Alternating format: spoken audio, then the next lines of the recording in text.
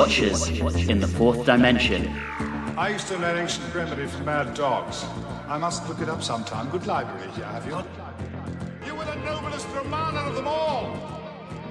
You mentioned pharmacy? Hello and welcome back to Watchers in the Fourth Dimension. I'm Anthony. I'm Diana. I'm Julie. And I'm Riley. And this episode, it is once again time for a season retrospective. And in this occasion, we will look back at the entirety of season 18 with our usual blend of awards, metrics, and questions from our friends on social media. But before we get into that, we're going to take a quick look at the mail, and there's quite a lot of it, and it's my turn this time around since I don't actually have behind the scenes to do. So, we're going to start with mail related to our 2024 holiday bonus episodes on Hitchhiker's Guide to the Galaxy, and we will start with Philip Cully, who says, "Always loved this version of Hitchhikers. However, there are a few extra cult TV guest stars. Matt Zimmerman, Alan Tracy of Thunderbirds, was one of the two cops, whereas the body of Marvin is better known to children of a certain age as Pickle on Nightmare." I'm sorry. Did you say, wait, did you say Pickle on Nightmare? Yeah, and that's Nightmare with a K. It was a British kids game show. Oh, okay. Interesting. Yeah. We'll watch later. I mean, it was fantastic. I loved Nightmare as a kid. Anyway, Philip goes on to say, "Also, it's interesting the comments about bureaucracy. Not content with the stupidly challenging Hitchhiker's text adventure, Douglas Adams was behind a video game about the delights of it, and there's a playthrough online. And, dear listener, we will put that in the episode blurb for you to take a look at if you want to check it out, since Philip actually sent it to us." Dave Krause said, "I love Hitchhikers, and this episode was fantastic. Love the show. You guys always deliver." Oh, thank you, Dave. Our dear friend Adam Wright noted, "With so much talk of Who connections, I watched both the show and the movie a few months ago. I found it fascinating. So glad you all decided to cover this gem. Slutty Bartfast sounds like it should be my favorite curse word." R.L. Gray wrote in to say, "I'm one of those seemingly rare Addams fans that doesn't care much for the TV show. I think a lot of the performances seem rushed and the sound mix muddy, so a lot of the jokes are lost. Nevertheless, I'm glad that you overall seem to like it. Whatever brings people to Douglas Adams is probably a good thing. I agree with Riley on loving Sam Rockwell's version of Zaphod from the movie. He made a character I always found kind of interesting, somewhat lovable. Rockwell apparently based his performance on a combination of Bill Clinton and George W. Bush. Very timely in 2005. I can totally see that. Me too.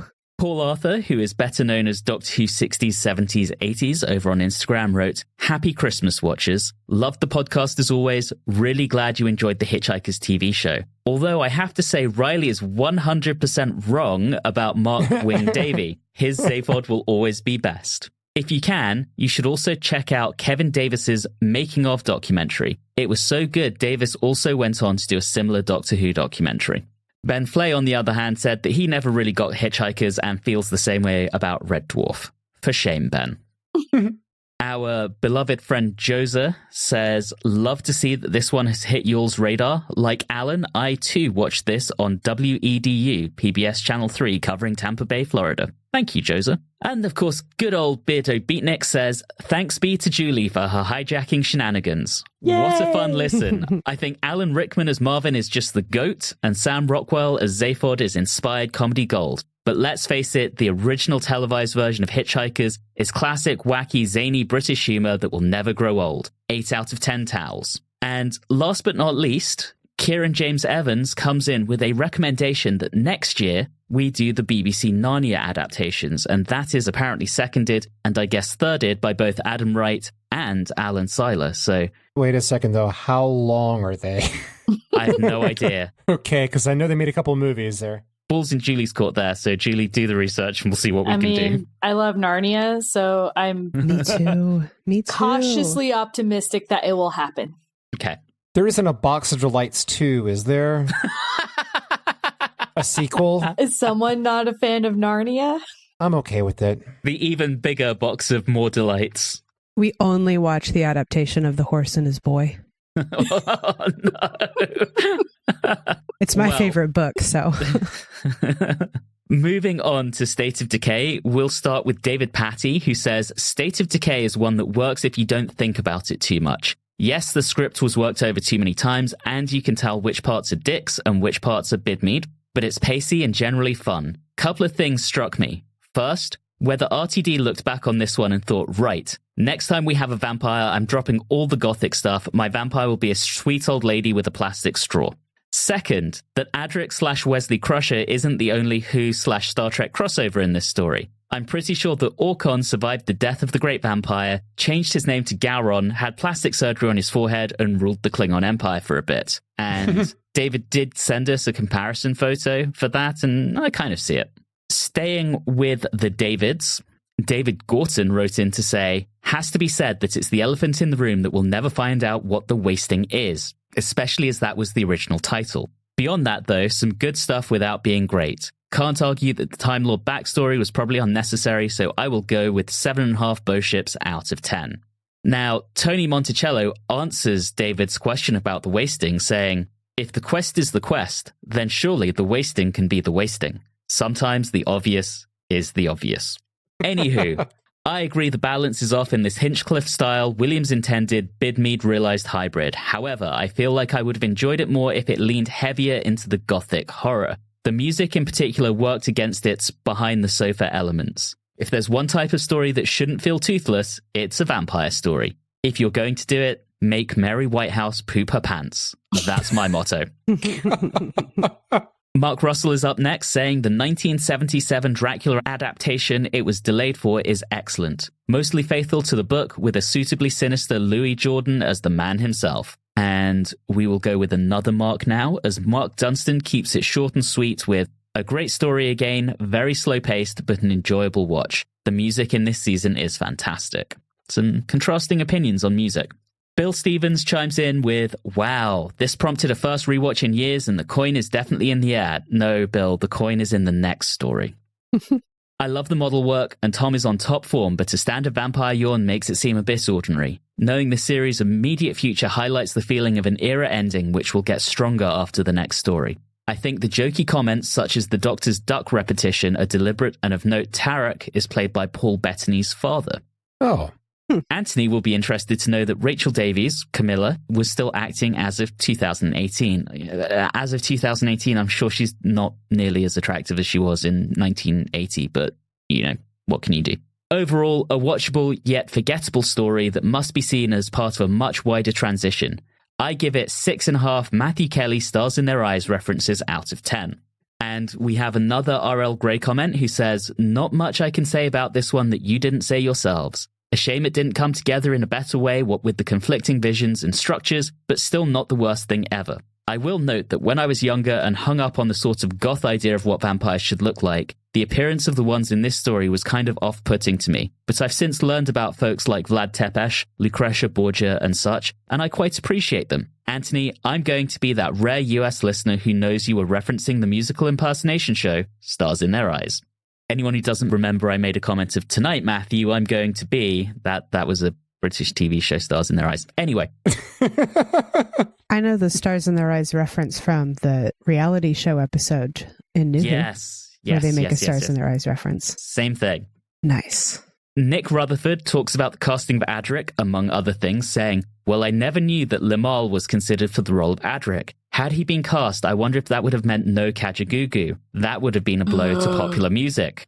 Shame you didn't like this one more. This is the story that back in 1980, after such massive changes in the series, reassured me that I was still watching the show that I knew and loved. One of my favourites of a generally excellent season. And as usual, we will end with Bido Beatnik, who says, well, thanks again, watchers, for a fun time. It's been over 30 years since I saw this story, and it's not as terrible as I remember, but it's still terrible. Also, welcome to the Adric Haters Club. You are all honorary members of the AHC local number 2305, and he just gets more annoying from here on out. 5 out of 10 millennia-old computers stashed in a cave. Beardo, you know I loves me a good fraternal organisation, so I'm a proud honorary member of the AHC local 2305. Beardo, where do I need to mail in my application form and my initial fee? Please let us know. Please let us know, yes. I appreciate the inclusivity of people who love Adric, but I will politely decline.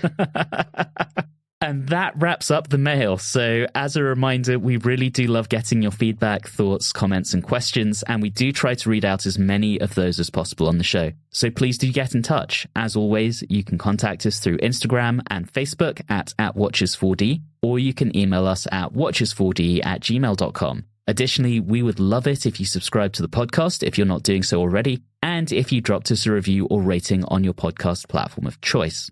Next, we're going to move straight into our Season 18 retrospective, kicking off as usual with our awards. As a reminder, both for people listening and those of us on the podcast, we answer these in reverse alphabetical order, so Riley answers first, followed by Julie, then Diana, and then finally myself.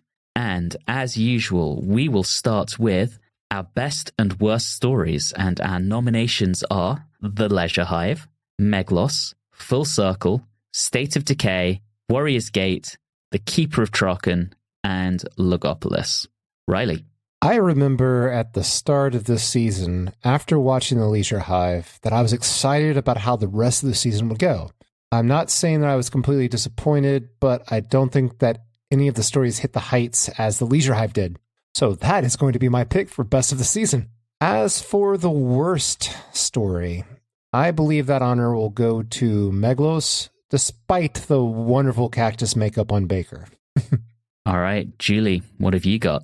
If people remember, I really enjoyed The Leisure Hive. And so I don't want to just be like Riley, but I'm also going to agree. And I call it leisure. Sorry, everyone. Damn Americans. I know.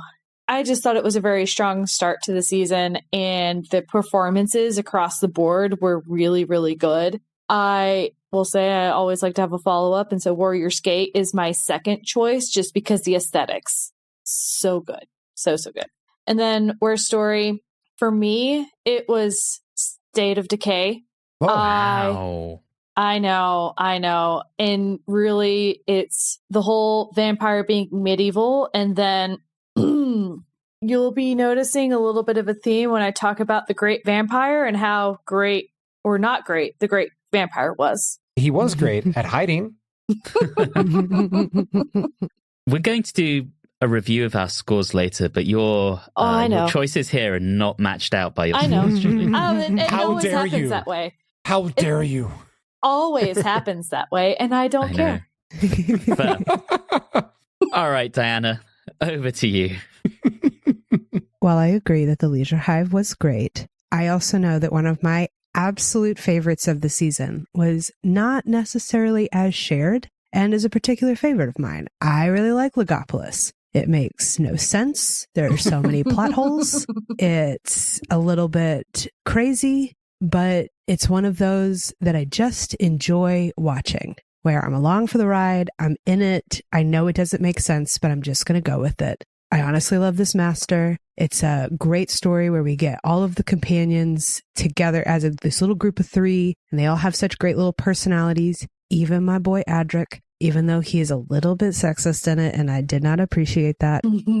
But overall, I enjoyed watching Logopolis the most. There were others that I thought might be better stories, but Logopolis I had the most fun watching. So that one's my vote for best story.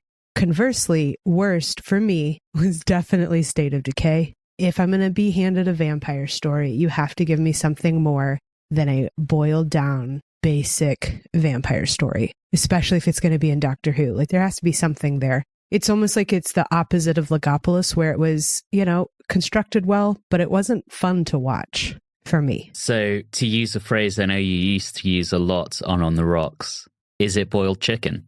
It is, yes, it's boiled chicken. Okay. Yeah.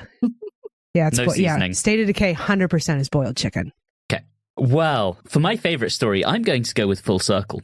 I really enjoyed Full Circle. I've always liked it. It's one that, I don't know, there's just something a bit different about it. And I can forgive the somewhat ridiculous moments, like the clearly rehearsed introduction of the Deciders.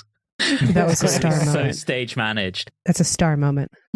I think a big element of it, and I know Julie's going to roll her eyes, but there is a childhood nostalgia element where the Marshmen scared me shitless as a kid, and that has just kind of stayed with me as an adult. So I really enjoy Full Circle. Least favorite, It's Meglos. It's definitely Meglos. But I agree with Riley. The makeup on Tom was fantastic, but otherwise there was nothing else good about that story. And certainly by probably halfway through part 2, I think my exact thought was, oh, who gives a shit? Meglos, no doubt there. Well, next up, we move on to best and worst moments of the season, and we don't have short lists for this, so this can be virtually anything. Riley, what have you got for us?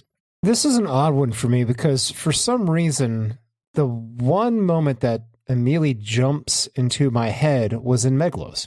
And that moment is, despite us being set on an alien planet and there's space pirates and alien dress and all this unusualness. God, I've forgotten about the space pirates. Yes. The space pirates, as kind of a sacrifice to Meglos to get him to transform into a human form, they just bring the most out-of-place Englishman they could find and throw him out there. They look like they kidnapped an accountant.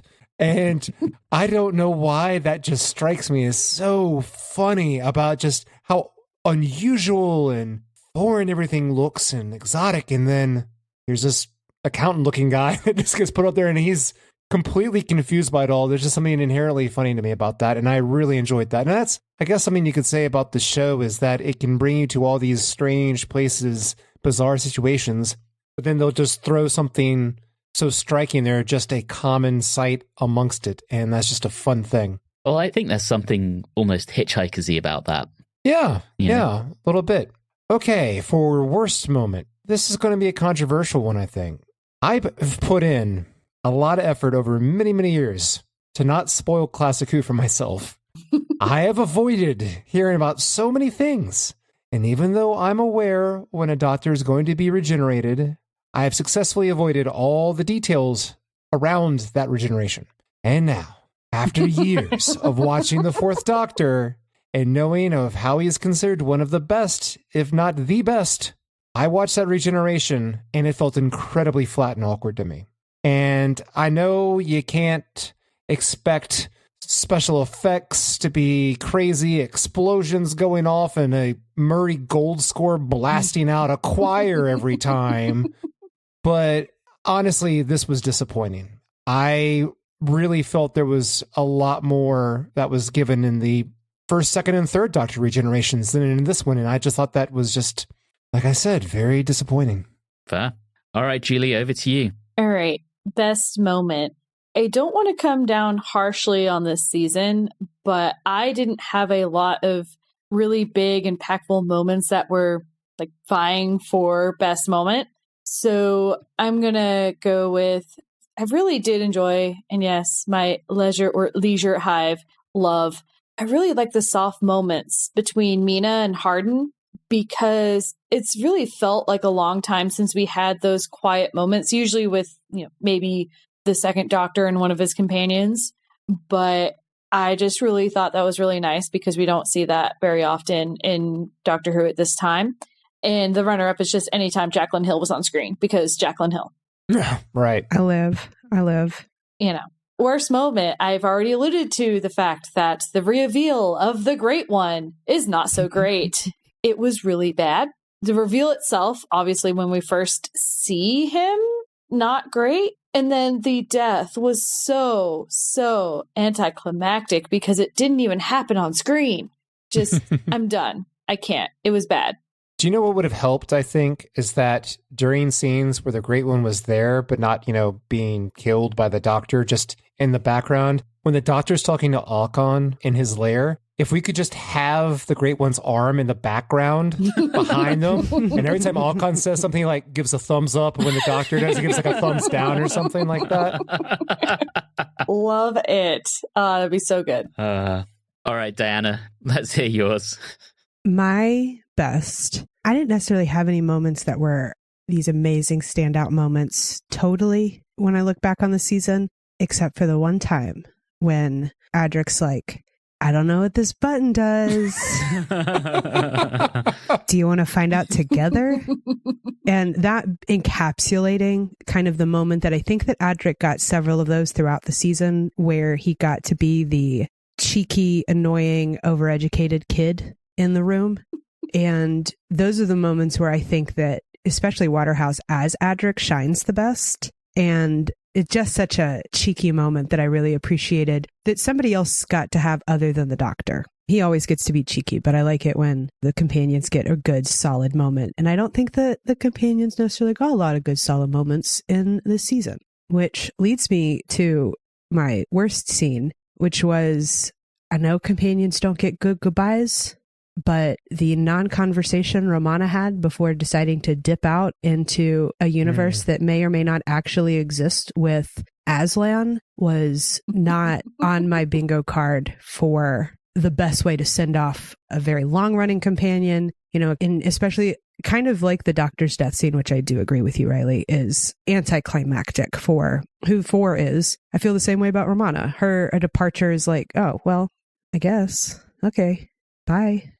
So worst scene is Romana's departure. All right, that checks out. I know we talked about that a lot when it happened. Well, I'm going to start with my worst moment because I'm still trying to figure out my favorite. The worst moment is definitely the batshit insane plan to flush the Master out of the TARDIS by materializing it underwater and opening the doors. Because what? That's a good pick.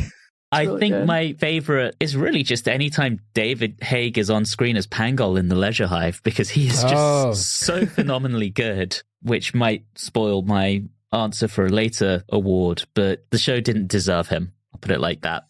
All right. Let's move on, and our next one is Best Lead Actor, and this is where we have some nominations, and I do want to call out that Sarah Sutton as Nyssa and Janet Fielding as Tegan are not on this list because they're not really in the season for long enough to be considered lead actors. So we're trying to be consistent with previous seasons where our threshold was half or more of the stories in the season. So, our nominations are Tom Baker as the Doctor, Lalla Ward as Romana, John Leeson as the voice of K9, or Matthew Waterhouse as Adric. Riley, over to you. Well, I said that Lalla Ward had her best performance in Warrior's Gate from her entire time on the show, so I'm going to be picking her. It's funny that I end up thinking that her best performance ended up being the one where she immediately leaves right after, which is a shame because I felt like, wow, you're really hitting these heights here. It would be great for her to keep around. So I'm going to go with Lalla Ward. And if any of you pick Waterhouse, I'm kidding. No, go ahead. Feel free to pick Waterhouse. It's fine. I'm glad I live half a country away. All right, Julie. I will also be picking Lalla Ward. As many of you know, everyone, I'm still Team Romana 1. Sorry, everyone. However, Lalla Ward does end this very, very, very strong. I really enjoyed her character. It's a shame that she had the weird, super abrupt ending, but that doesn't take away from her performance, and she was lovely. All right, Diana. All right, buckle up. So, I'm very torn between Ward and Waterhouse because whether or not you like Adric, Matthew Waterhouse does an excellent job as Adric. He really is dialed into who he thinks Adric is, and the acting behind him is incredible. That being said, I came into the season remembering I did not like Romana. My gut feeling was if somebody had asked me, did I like her, I would have told you no. And just taken what came. And she's still not going to be in my upper echelon, but Lalla Ward did an excellent job this season. And I really liked the nuances that she gave Romana. And especially with knowing everything that was going on behind the scenes, you know, there was a lot going on, and she really stepped up to the plate and delivered some pretty impressive monologues and close-ups and scenes that I didn't remember her doing. And so I am actually voting for Lalla Ward. Wow. Well, I'm going to be the one who stops this from being a clean sweep for Lalla, because I'm going with Tom. All right. After seasons of absolute buffoonery and Tom's ego going out of control, this is when he finally dials it back, and we get that simmering, angry version of the Fourth Doctor that works so brilliantly. There's not a complete reduction in that levity. It's not completely gone, but he plays it a lot straighter, and the role of the Fourth Doctor works so much better in this season than it has, in my opinion, since season 14. And the new production team did a great job of reining in Tom and getting him to deliver one of his best performances in a long time. And yes, Lalla was good. but I really enjoyed seeing that version of the Fourth Doctor again. So undoubtedly Tom for me. Our next category is Best and Worst Supporting Actor. And as a reminder, this can be absolutely anyone who was not nominated in the previous category. So, Riley, run wild, my friend. Best Supporting Actor. I am going with Adrian Corey, who was fantastic as our Blueberry Queen Mina from the Leisure Hive. I think she nailed the reserved demeanor of a ruler while still holding a strong passion inside of her. It was just a very good, subtle performance. On the opposite side of being subtle and reserved, the worst supporting actor, I'm going with Sheila Ruskin as Cassia in The Keeper of Traken. I don't like using the title of the worst. I think that's a bit rough, but her overperformance really stood out to me. All right, Julie. Do I keep on having to agree with Riley? Is this really how this is going to go? Join me. Because I will agree for Best Supporting. I definitely had Adrian Corey as Mina up there for my Ledger Hive. She was wonderful. She could have been a terrible leader, but she had the right amount of spine, but then a touch of softness. I just really enjoyed that. I'll give a shout out to my Rosencrantz and Guildenstern characters, though, because those guys rocked it. Now, my worst are two of them. They came in a pair. Their names, Bill Fraser and Frederick Treves, or however you say his name, as General Kruger and Brododak in Meglos, because we've seen them. We've seen those types of characters so many times, and they were terrible. Their performances weren't that great either. And it was Meglos. You could only do so good in it. And they didn't even do that good. Okay, thanks.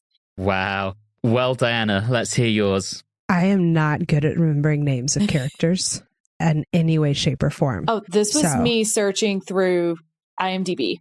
Sure. That makes me feel better because I'm going to be like that guy. So my best definitely goes to the Rosencrantz and Guildenstern. And I know we've had a couple that we've kind of alluded to in that. Very specifically Warrior's Gate, where they are substantially adding to the commentary and being used like a Rosencrantz and Guildenstern should. Very well utilized, a great addition to the story. My least favorite also comes in a pair, and that's going to be the 2 out of the 3 leader guys in Full Circle that probably orchestrated the pantomime of how we greet people, but also didn't know how to fly the ship.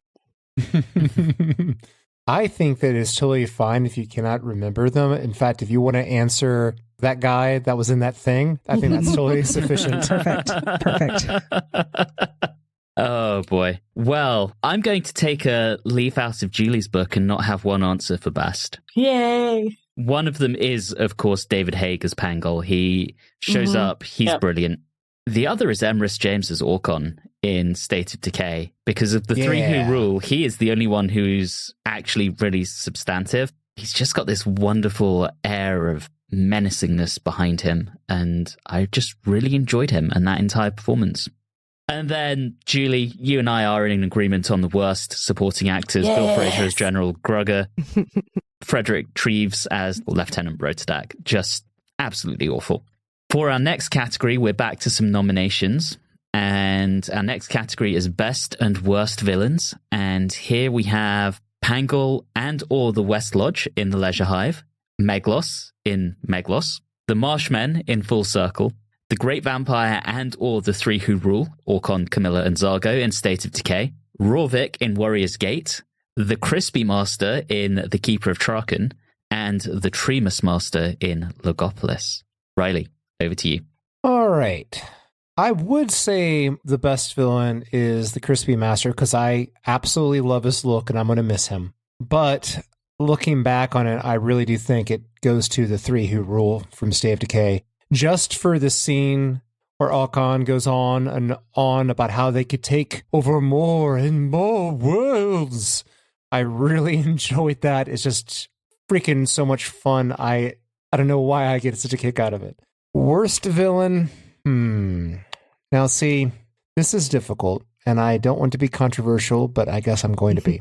I agree with you, Anthony. Pangol, excellent performance, but I'm not saying he's the worst villain. I think he's a good villain. I enjoyed the Marshmen. I think they have a good look to them. I like Meglos. I demand my villains to either look cool or menacing or act that way or intrigue me in some way. So, Meglos, sure, you look interesting. I've already talked about the Great Vampire and the Three Who Rule. I'm not going to include the Great Vampire because by selecting the Three Who Rule, I feel like that would be, I don't know, rude. Rorvik, I thought was a real cold-hearted bastard, so that's fine. And I already talked about the Crispy Master. Where does that leave? Oh my God. It's just, the Master in Logopolis is incredible. I'm just not there. I'm just not there with the performance yet. I mean, I enjoy the Master, but I don't know. It's unfair to say I'm not seeing those Delgado levels yet. And obviously, it's only his first time doing it. And the Crispy Master gets a pass because he looks so crazy and you don't really act in that. You kind of just act by movement, not by your face. So, unfortunately, I'm just going to have to pick the Master from Logopolis. Sorry. All right. I kind of knew that was coming. Julie, let's hear yours. I gotta say, best villain is Pangle. I think that he actually has one of the more thought out plans, as batshit crazy as it was. He had a very specific vision in mind and he was going to carry it out, and he almost carried it out. And he had charisma in spades. I loved him. He was wonderful. Worst villains should come as no surprise to anyone. It is the Great Vampire and the Three Who Rule. Really, I'll say again, like others, the Two Who Ruled. Because let's be honest, it's really those. And I don't want to talk too much about the Marshman, but I will just say that they weren't a strong villain because they weren't really a villain because they weren't doing anything wrong or out of their nature. So I don't consider them a villain. Yeah, I mean, we could debate as to whether there even is a villain in Full Circle. There isn't. It's just a whole bunch of dumb people doing dumb things. Oh, there's a villain in Full Circle.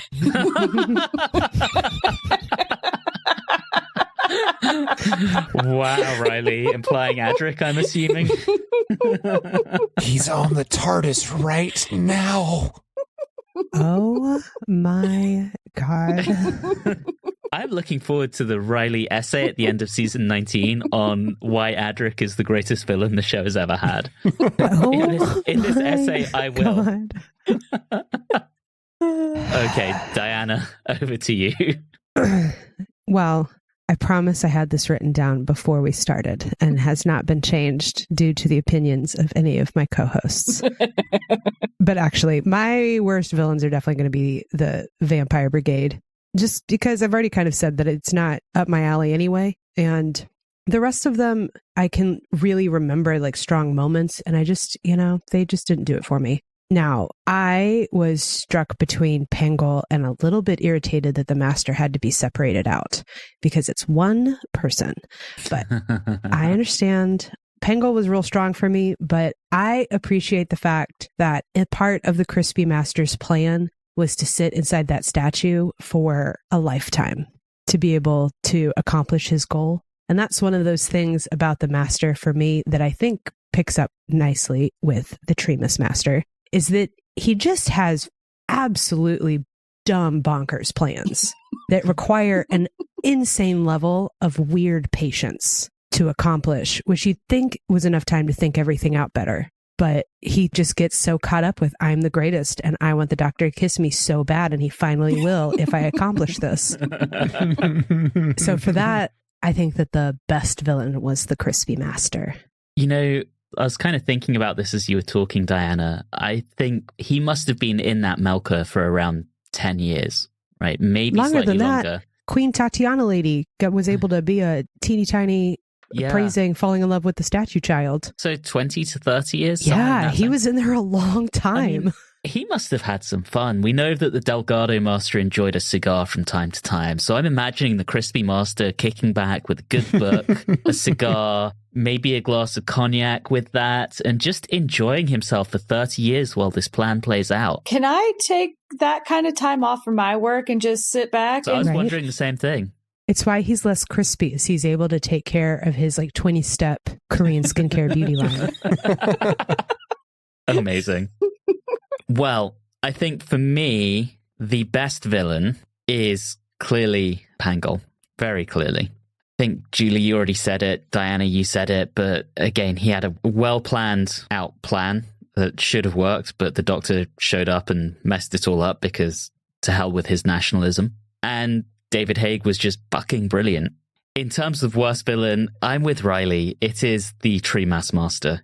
He spends his entire time in Logopolis just cackling away. He's an absolute idiot who doesn't know what he's doing and inadvertently destroys half the universe, and then tries to broadcast to the other half using an Earth radio satellite. So that's going to take, I don't know, how many thousands, hundreds of thousands of years to get to the other side? What is he doing? It really goes against the kind of patient, well-measured plan that Diana was just talking about that the Crispy Master had. And here we've got the Treemas Master just being like, I'm just going to wing this and I don't really know what I'm doing, but we're just going to see what happens. So, yeah, sorry, but it's the Treemas Master this time round. And after this season, he will just become known as the Master. It's only because we had two different ones we're differentiating. Our next categories are the Douglas Camfield Award for the Best Director, the Dougie, and the Richard Martin Award for Worst Director, or the Dickie. Riley, tell us about your Dougie and your Dickie. No. Oh, I should give you the nominations too, shouldn't Yes. I? I was too busy making wisecracks. The nominees are Lovett Bickford for The Leisure Hive, Terence Dudley for Meglos, Peter Grimwade for Full Circle and Logopolis, Peter Moffat for State of Decay, Paul Joyce for Warrior's Gate, and John Black for The Keeper of Traken.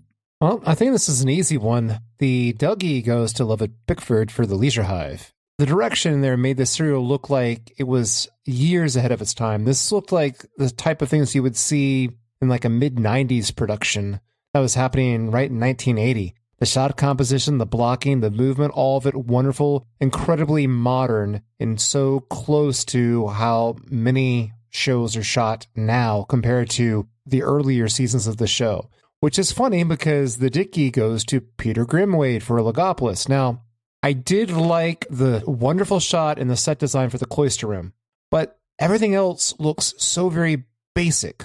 And then when they get to Logopolis, that set design just seemed really, really poor, because if you think about it and you think about how they did the blocking, it all once again fell back to that classic kind of stage direction where everything is shown almost in a two-dimensional way. And this is especially noticed when you have those little carve-outs for all of our little abacus users in Logopolis. It doesn't really show depth there. It looks like you're looking purely on a theater set. And of course, there's my comments earlier about the regeneration, which I felt fell flat. So that would be my choice for the Dickie. All right, Julie. All right, the Dougie. I am really torn between two, and it's Paul Joyce for Warrior's Gate and Lovett Bickford for The Leisure Hive. I just think both are very atmospheric. Warrior's Gate has some, the skeletons. I would give it just for the skeletons. The warrior skeletons, I thought they were fantastic. So I really kind of go back and forth in between the two. So I'm just going to pick the two because, I have problems with just picking one thing. And then the Dickie, I'm going to go with Peter Moffat for State of Decay, purely for the great vampire, who was not so great. And also just, he wasn't able to get really good performances out of his actors other than the one of the three. And that's just not great. Fair. Diana. So these are always hard for me because I don't necessarily feel like strong differences with directors, which I know that they are, but I don't receive them while I'm watching very strongly. But I definitely would go Paul Joyce for Warrior's Gate. I'll have the same problem when it comes to music. Paul Joyce for Warrior's Gate, that was definitely the Dougie for me. That was excellent. I liked all of the choices that were made throughout that story. And it's funny because I actually liked all of the set choices in Logopolis for the exact same reasons that you hated them, Riley. It bodes for a very interesting future.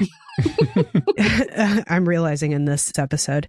Because I really liked, and maybe it's because I'm not coming off of 18 million years of watching Classic Who at this point. I took a nice little break. But yes, I agree that the sets could have done with some work. But I liked the blocking in it. It's the only episode that I actually wrote down notes about blocking as I was watching it.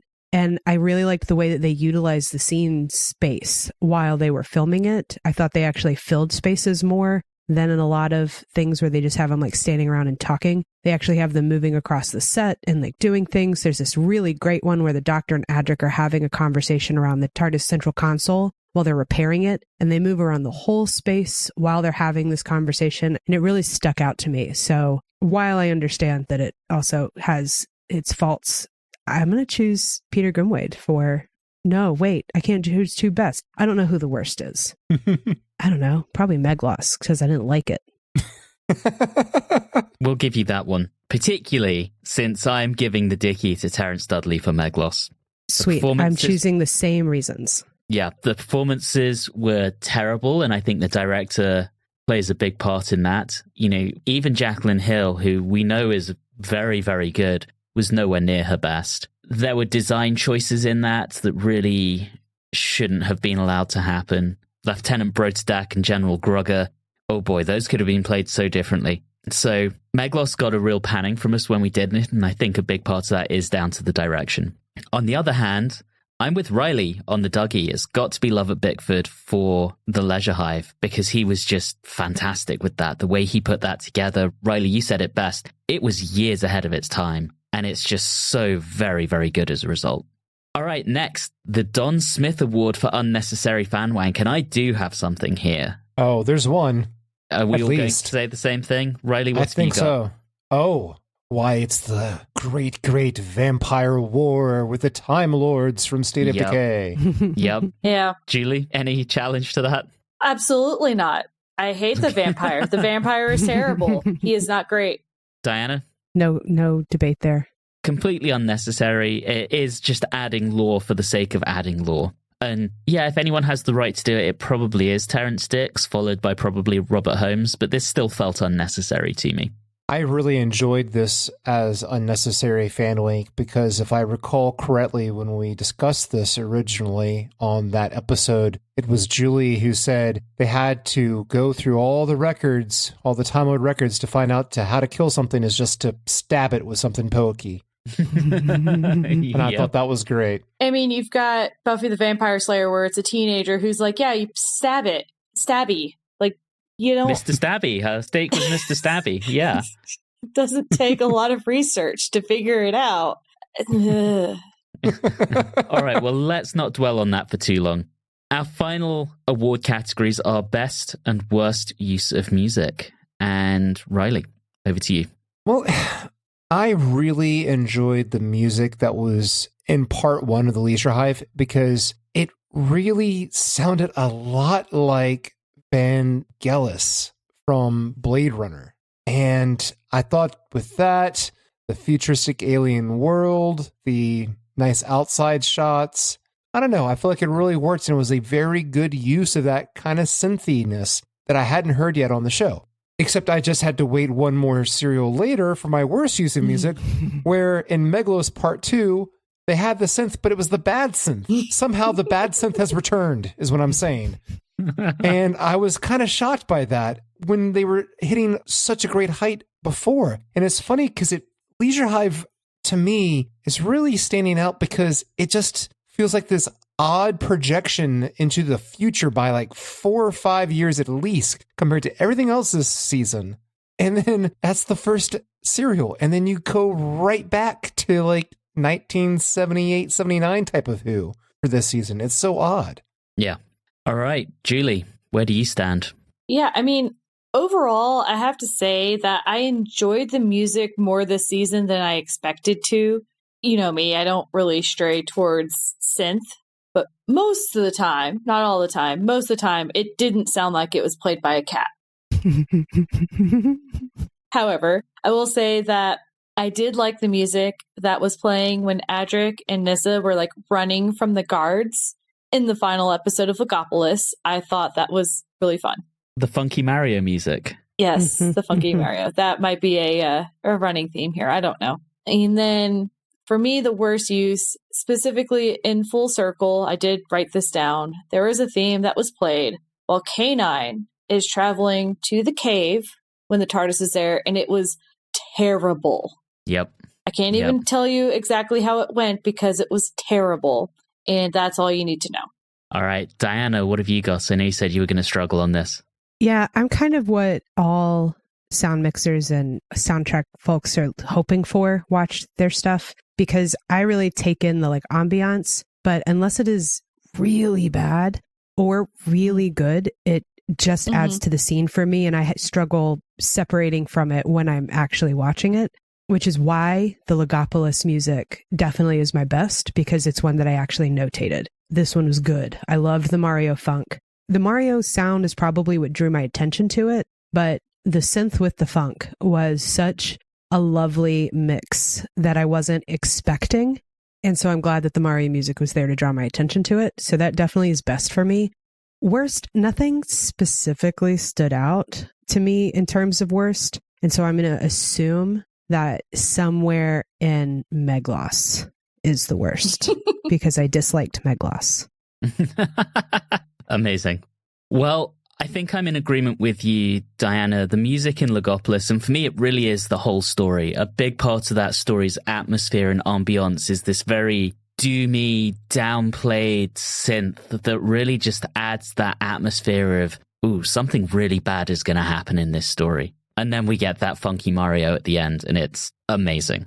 In terms of worst, Julie, you stole my thunder. Yes! It's that annoying, jaunty canine theme in Full Circle that takes you out of the zone that all the rest of the music is putting you in. Really, really annoying to me. So, oh, I do remember that. That was bad. you want to revise to that, Diana? Sure. Jump on the train with us. Yeah, I'll jump on the train. And I will pay more attention to music in the future because y'all take it seriously. This came about because of me. I'm sorry. Shock. I know, right? To be fair, I had called out the jaunty canine before. It was in my notes before you spoke, Julie. I know. But yeah, the music came from me a long time ago. I had lots of things to say. And then, being the semi-musician, I do get paid on occasion for it. So, ooh, I know. Well, last season, we introduced a new award, which was the Dudley Simpson Lifetime Achievement Award. No one's getting it. I was going to ask, is Tom worthy of it yet? I mean, if not now, when? I was thinking maybe when he makes a triumphant return in 2013. Oh, my God. Okay. I guess we could do that. Sure. I don't know how hard we're holding back on this award. Does it need to be awarded every year or every season? Excuse me. No, it doesn't. It took us 17 seasons to award it. So right. Okay. Yeah. I feel like it needs to be someone who's really done a lot for the show. Okay. I Fair mean, enough. if you're going to make it that, then you're going to have to give it to Hartnell, and you're going to have to there's a lot of backtracking we might have to do. We'll do some retroactive ones when we get to the end of the classic show. Okay. Yeah. All right. Before we jump into our social media questions, a quick look back at some of our metrics. Let's do our running metrics first. So with our running metrics, we had no counts of I'll Explain Later, no quarries, and no jelly babies this season. However, on the camp count, and I want to say season 17 had an overall camp count of 32.5. Our camp count in season 18 was 6.5. So Whoa. the camp has been drastically dialed back. That does bring our total show count on that to 222.5. 8 instances I'll explain later, 28 quarries, and 97 jelly babies. We'll see how that goes next season. Looking at some of our specific season scores, our highest average one as a group was The Leisure Hive, which had an average of 8.13. Our lowest was Meglos, that had an average of 2. Yeah. There's quite a spread. Our season 18 total average was 6.36. And just to put that in perspective, season 17 had a season average of 5.47. And then the only other season that was lower than 17 was season 6, Troughton's final season, which had an average of 6.17. And we had a few others that were in the low 6s. Season 1, 6.41, and season 11, 6.43, and season 12, 6.48. So this is kind of not terrible, but it's not great. Looking at things individually, my highest were tied, The Leisure Hive and Full Circle, 8. Warriors Gate and Logopolis, 7.5, State of Decay and Keeper of Traken, 6.5, and then Meglos 2, giving me a season average of 6.57. Diana, your highest, Logopolis, followed by The Leisure Hive and Keeper of Traken with 8. Full Circle and Warrior's Gate tied on 7.5. State of Decay, 4.5. And Meglos with a 1. Season average, 6.43. Julie, your highest was The Leisure Hive, 8.5, followed by Warrior's Gate and The Keeper of Traken, 7.5. Full Circle, 7. Logopolis, 6.5. State of Decay, 5. And Meglos, 1.5, giving you a season average of 6.21. Ooh, yeah. Riley, your highest, The Leisure Hive, 8, followed by Warrior's Gate and The Keeper of Traken, 7.5. Full Circle and State of Decay on 6. Logopolis on 5. And Meglos, rather charitably, on a 3.5, giving you a season 18 total of 6.21. So those are kind of some of our numbers. I know that is some people's least favorite segments of these. Certainly Don used to bitch every time I did it, so we've moved on with it. We will do some questions from social media now, and we have 3 main categories and with a little interlude question in between each one. So we will start with the rebrand and the new production. Then we will do some questions around the Doctor, and then some questions around the companions. And I'm going to somewhat lump some of these together because I think they are pretty close in what's being asked. And we'll start with a statement followed by a question from Joseph Staub, who says, Season 18 is one of the few seasons in the history of Doctor Who to feature a complete character overhaul through the course of the season. When the credits roll at the end of Logopolis, no main character present at the beginning of The Leisure Hive remains a part of the TARDIS team. You have all also noted throughout your reviews of each story that Season 18 marked a distinct tonal and stylistic shift from the last few seasons. Taking all of this into account, do you think this season was successful in its mission to reinvent the show for not only a new decade, but also a new generation of fans? And then, on a similar note, Kieran James Evans asks, does the rebrand work? Liam Looker Hutchins says, do you think JNT's cosmetic changes had that big of an impact on the show, or do fans exaggerate their impact? Ben Flay, what do you think of the refresh in production style? And Austin D. Patterson, were the changes brought in this season a flop, or are you excited for more? So all kind of similar questions around the rebrand. Wow, that's a barrage of questions. Yeah, but they were all so similar. What do I think of the refresh? Just to take that first one, what do you think of the refresh in production style? It was 80s-tastic, totally tubular, and completely bodacious.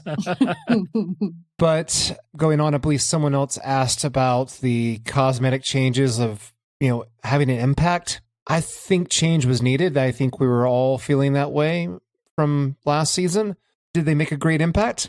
I don't necessarily think so, but we will see as we go forward. I do think that you can't have, because I believe it was Staub who asked, how do you set it up for a new generation of fans?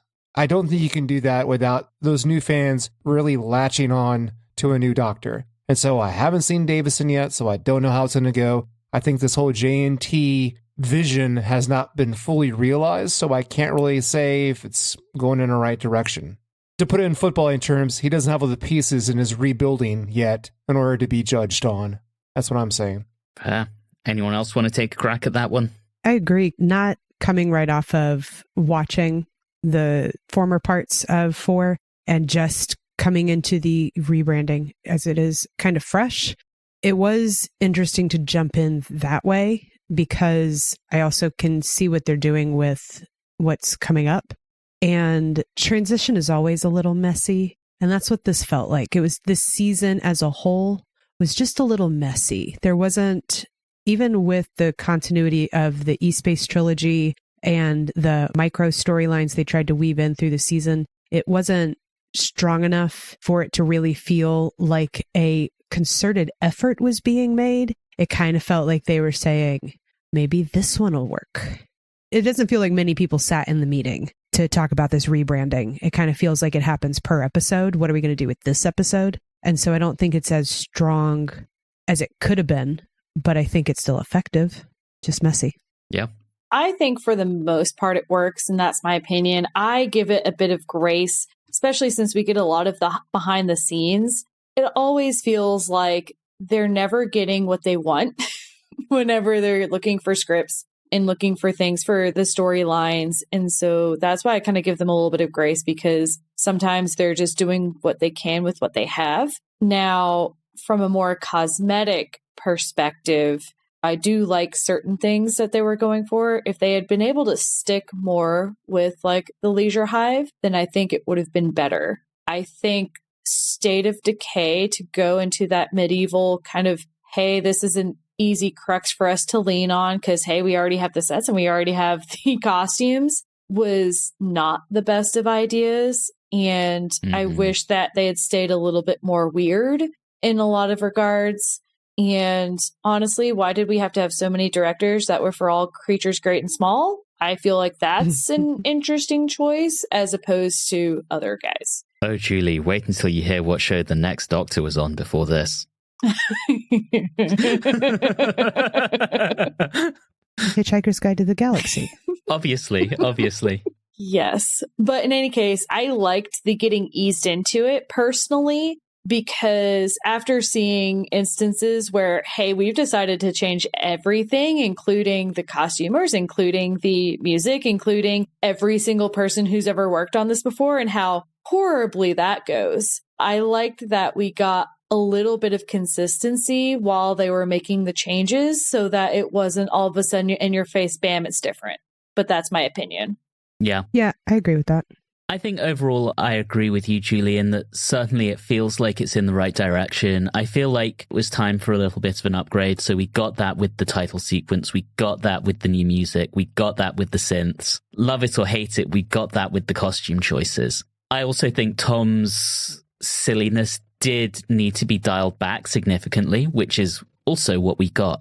What I don't think works is how Bidmead's insistence that the show should be rooted in hard science gave way to so much technobabble. What hard science? Logopolis nonsense? There was early stuff that did have, when Romana talked about PCRs and everything, what in the March one. Early season, there was some legitimate science interwoven in. But a lot of that did just come down to technobabble in the end, that they was kind of masquerading as science. I don't think that worked. I think there needs to be a balance. You know, Doctor Who is a science fantasy show, and trying to make it more technobabbly, I think, is going to alienate the audience. And I'm not entirely disappointed that Bidmead will no longer be our script editor moving into season 19. But overall, the show needed a refresh, and this is heading in the right direction. And it'll be interesting to see what you all think of season 19. All right, a few more questions on this. Jay Holt asks, how does the first season with JNT as producer compare with the rest of Tom's tenure as the Doctor? Does the season lack cohesion, or does it align with his character and performance?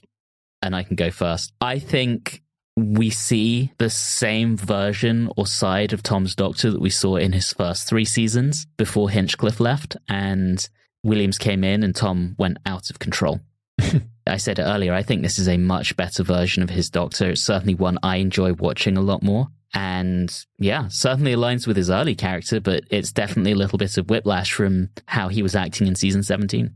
Yeah, I would agree. I find that it's hard to say the season lacks cohesion because of how much change we have. And we have the addition of Adric in the middle. We have our Keeper of Traken continuation is into Logopolis. It's almost like a 2-parter. And then the E-Space trilogy, I would say, has a tremendous amount of cohesion.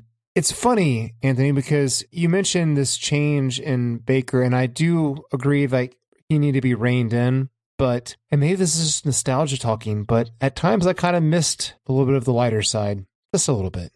Anyone else?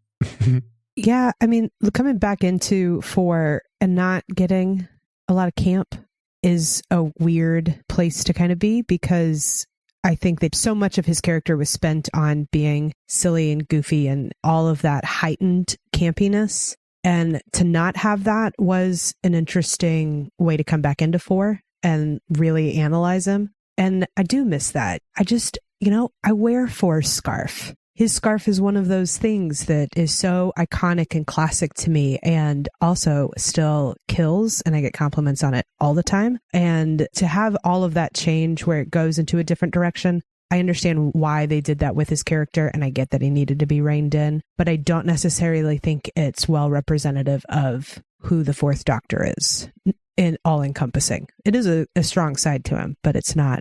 I miss the camp. I got no jelly babies. Fair enough. I don't have as strong as opinions of everyone else. Cool. Well, moving on, Kieran James Evans asks, and I've already given my thoughts on this, but he asks, thoughts on Bidmead? Would you like him to stay on? Ooh. I think I alluded to the fact that I think what suffered most was plot and stories. And yeah, I don't know that Bidmead was doing what he needed to do, or was it the fact that some were so badly written that that was the best that he could do? I'm not entirely sure, but it was rough. I think one of my issues with Bidmead is he's not a Robert Holmes or a Douglas Adams, where they can't say, we're missing a script for the final story, can you do it? Yeah. Because, you know, Diana, I know you spoke very highly of Logopolis, but even you, I think, acknowledged that there are issues with the plotting and how certain things happen, not because there's any actual logical narrative reason for them to happen, they just happen to move the plot along. And when you have a script editor who writes like that, do you really trust him to not just allow his writers to do that themselves? So I think there are some issues with Bidmead. I'm not particularly disappointed to see him move on. Nor am I. I am fine with him moving on. Not very impressed. Yeah, same.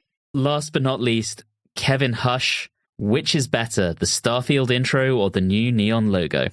Starfield. No question. Starfield. Yeah. Starfield. The Starfield, you could still put that out now, I think, but the neon logo is very dated. Our first intermission question, the Doctor Who Exeter fan club ask, you mentioned Famazi? I don't Yes, know we what did. that is. Should I know what that is? So in the Leisure Hive, after they think Pangol's blown up the Famazi ship, Oh the my Doctor gosh. says something about the Famazi and they walk in and say, you mentioned Famazi? That's right. So I Yeah. can't remember these things. I've slept since then, everyone. I've only watched these episodes once. I'm sorry. You can't remember exactly what happened at second 34? No.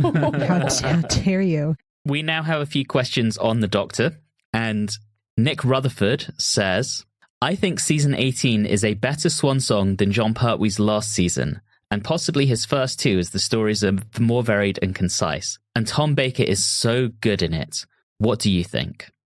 I think looking back on Pertwee's last season with the highs of Death to the Daleks and the Monster of Peladon. Yeah, no, I think this was better. I mean, I don't disagree. The Monster of Peladon is one of the worst things I've seen. And it was a very rough season. Season 11 was. There was like one or two highs, and I'll give them that. And season 18 is definitely better. Now, in this question, it also says something about possibly his first as well. I think Tom's first Tom's is what first? he's saying. Okay, because I was like, well, Pertwee's first were actually very good, in my opinion. Hey, you guys hated season 7. I'm the season 7 stan around here. Hey, Inferno is in season 7, so if nothing else, Inferno will just, like, save it. All right? Oh, to be fair, actually, yeah, Julie, you did give it was Don who really slated Inferno. Yes.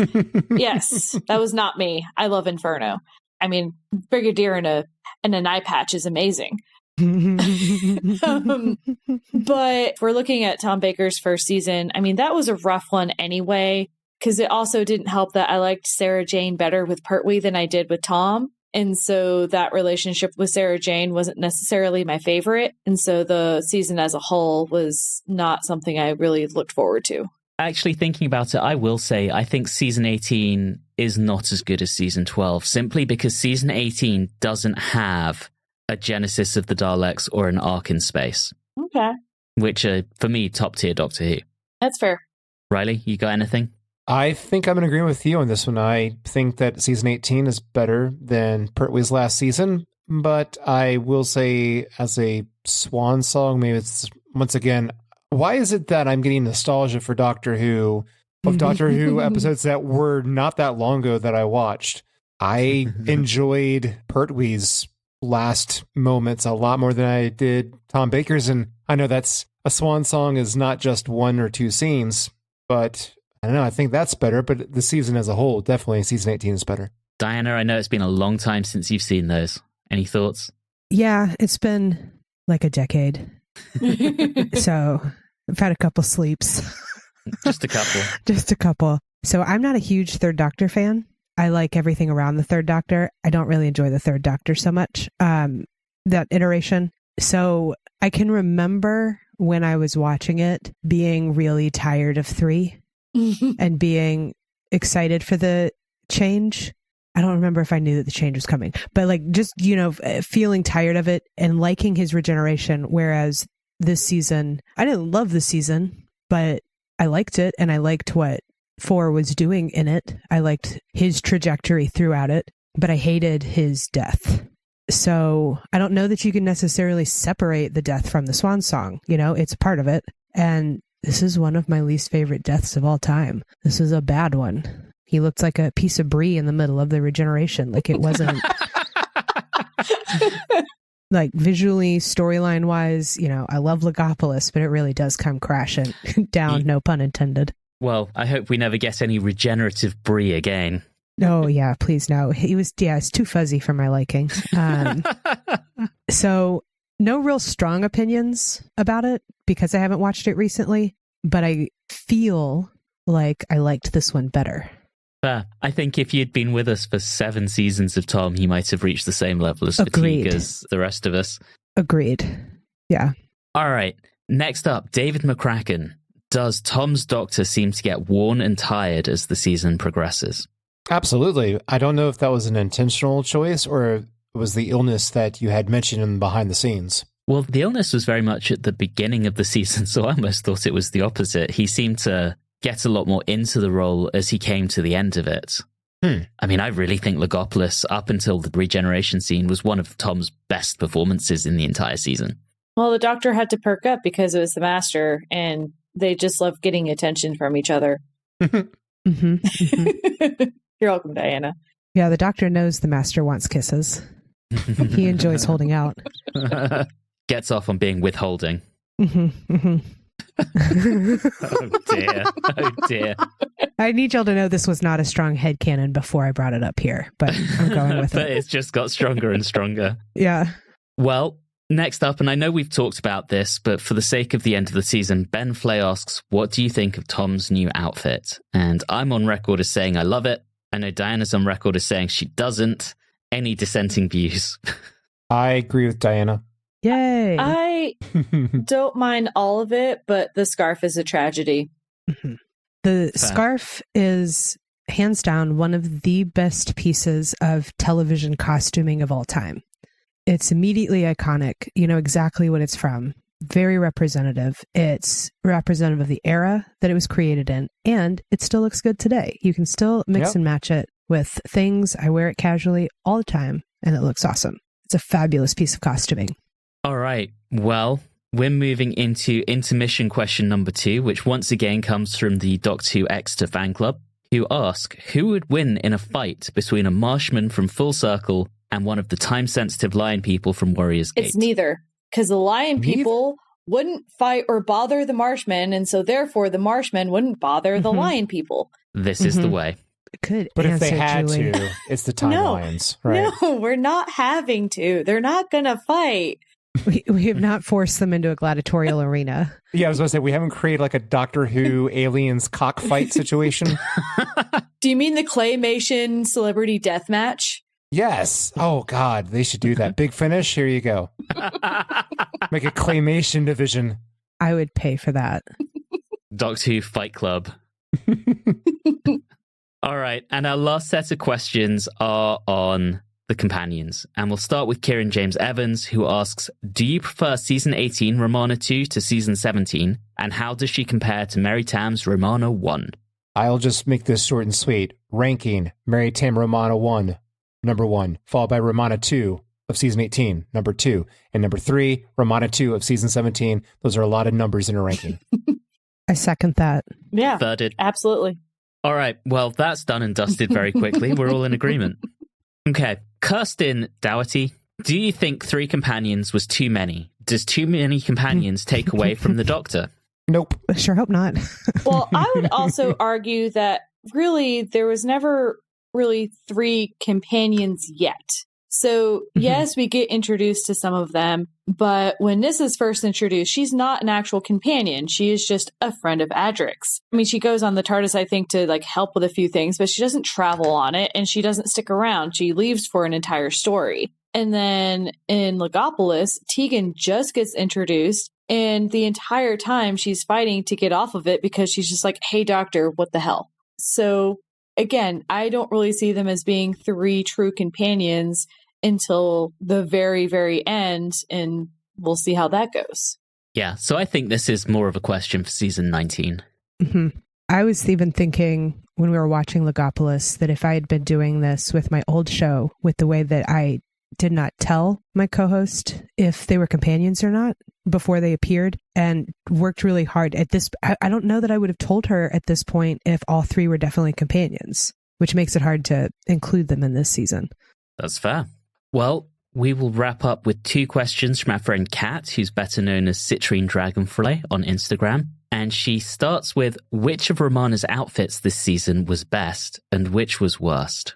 The worst was that 17th century BS that she was marching around in the forest in. That was awful. In Meglos, the lacy thing? Yeah. Yes. Okay. That one was the worst. See, I thought the worst one was like the red South Asian dictator outfit that she wore in Warriors Gate. Oh, that was bad too. Oh, no. I liked the one that stands out as the best to me, and it was in the first episode, part 2 of Meglos, and it was also, I believe, in the very beginning of Leisure Hive. It was that kind of like French sailor number with like the black and white stripes. That was good. Mm-hmm. She wore that through all of the Leisure Hive. Yeah, that one's fun. Mm-hmm. Yeah. That's almost one of the outfits I think of her in. Mm-hmm. Yeah, mm-hmm. absolutely. I mean, it's that and the French schoolgirl from City of Death. You know? I think those are Romana 2's like 2 iconic outfits.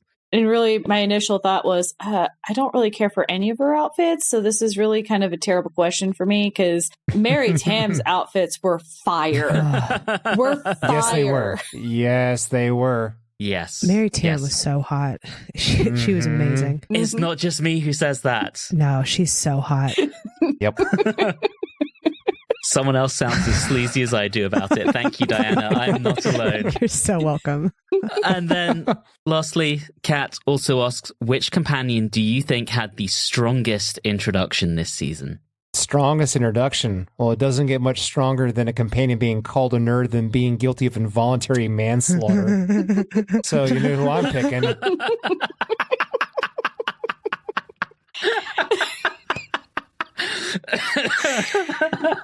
I can't disagree.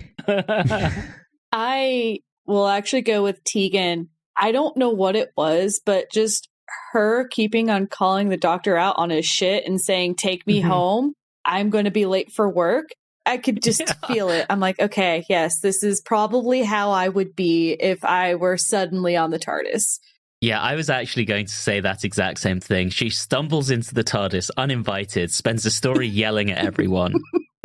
I think it takes a while for Janet Fielding to tone down her performance a bit, but for a first impression, it's just magnificent.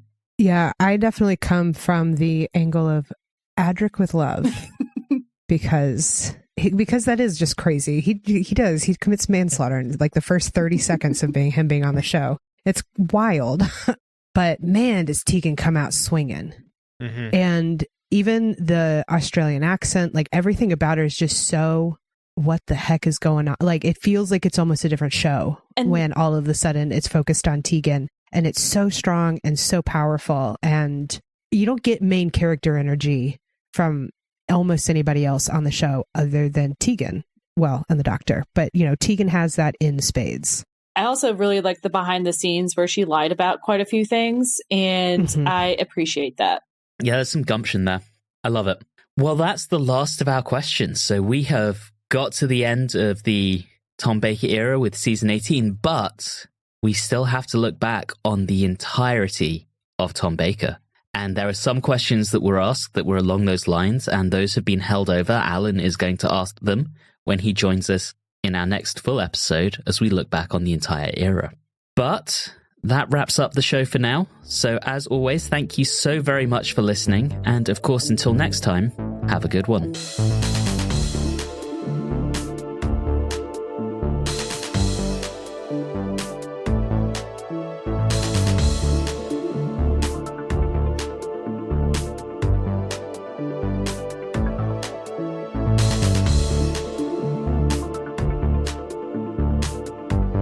You have been listening to Watchers in the Fourth Dimension with Diana Burney, Riley Schreck, Julie Philippak, and myself, Anthony Williams. This episode, The Master Wants Kisses, was recorded on Wednesday the 15th of January 2025. If this is your first time listening into the show, all of our previous episodes are available wherever you like to get your podcasts. You can interact with us on Facebook and Instagram at Watchers4D, and you can also email us at watchers4d@gmail.com. If you're enjoying the show, please do subscribe and consider leaving us a review or rating on your favorite podcasting app. All of those things really do help the show. And always remember, we're dragging out the end of the Tom Baker era for as long as possible, because we can.